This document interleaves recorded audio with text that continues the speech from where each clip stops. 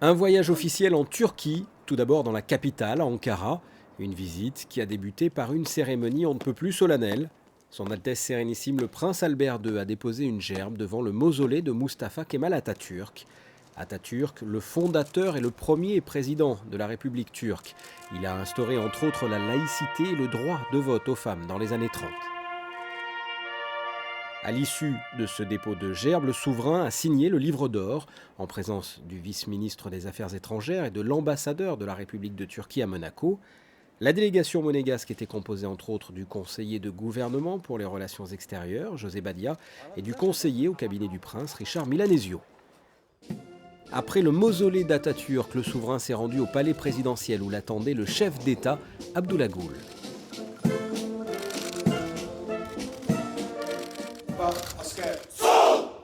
Merhaba Asker, ce qui veut dire bonjour soldats. En réponse, la garnison a remercié le prince à l'unisson. Après le passage des troupes en revue, le président de la République turque et le prince Albert II se sont longuement entretenus en tête-à-tête. Un accueil chaleureux également chez le Premier ministre Recep Tayyip Erdogan. Là aussi, un tête-à-tête a été organisé entre le chef d'État monégasque et le chef du gouvernement turc. A noter que le prince Albert II, plus tard dans la journée, a reçu en audience le ministre de l'Environnement et l'Urbanisme et le ministre de l'Économie. Il s'agit là de la première visite officielle du souverain en Turquie. Il y a une très grande sympathie, disons, à l'égard de Monaco ici, chez nous, en Turquie, pas seulement dans le cadre officiel, mais également au niveau, disons, de l'opinion publique. On sait très bien que Son Altesse a un intérêt spécial pour la Méditerranée, pour l'environnement, pour le changement de climat. Également là, bon, il a une coïncidence parfaite des points de vue. En tout cas, également, nous avons demandé quelque chose de certains, un soutien pour certaines candidatures de la Turquie, disons, auprès des organisations régionales et internationales. On espère qu'on aura ce soutien.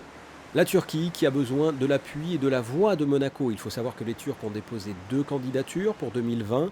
Candidature pour les Jeux Olympiques à Istanbul et pourquoi pas une exposition universelle à Izmir. On referme ce volet politique à Ankara pour un volet économique à présent. Direction Istanbul, le prince s'est rendu à la Chambre de commerce, une mission économique qui était organisée par la CDE de Monaco. Une cinquantaine d'entrepreneurs de la principauté ont rencontré leurs homologues turcs.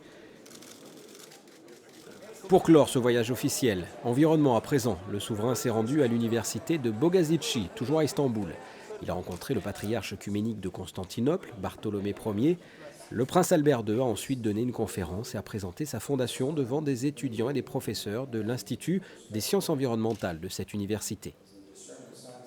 Le prince a fait une conférence sur les problématiques climat et environnement devant un parterre de professeurs et d'étudiants et je pense que c'était un auditoire attentif, intéressé et je dirais que les choses sont réciproques. Le prince a eu grand plaisir à pouvoir discuter avec des étudiants, avec des professeurs sur des thématiques qui le passionnent.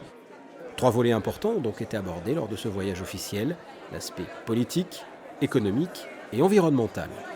Ce premier voyage officiel en Turquie, même si je suis venu de nombreuses fois en privé, revêt une importance, je crois, considérable parce que non seulement la Turquie est un grand pays avec un développement extraordinaire depuis ces dernières années et aussi des possibilités pour la principauté de développer ses relations davantage sur un plan économique. Vous avez vu une très forte délégation de la CDE qui a rencontré son homologue turc et je crois savoir que des contacts excellents ont été établis et des perspectives de partenariats qui sont vraiment réels et vraiment tangibles.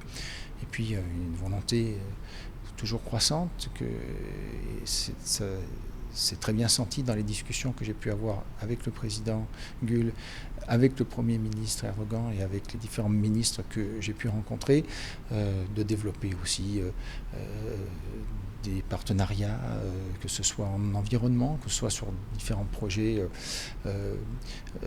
scientifiques ou autres, ou même aussi culturels. Et je crois qu'on a les deux côtés l'intention de développer ces axes encore davantage. Lors de cette visite, le souverain a invité le président turc à effectuer à son tour prochainement un voyage officiel en principauté.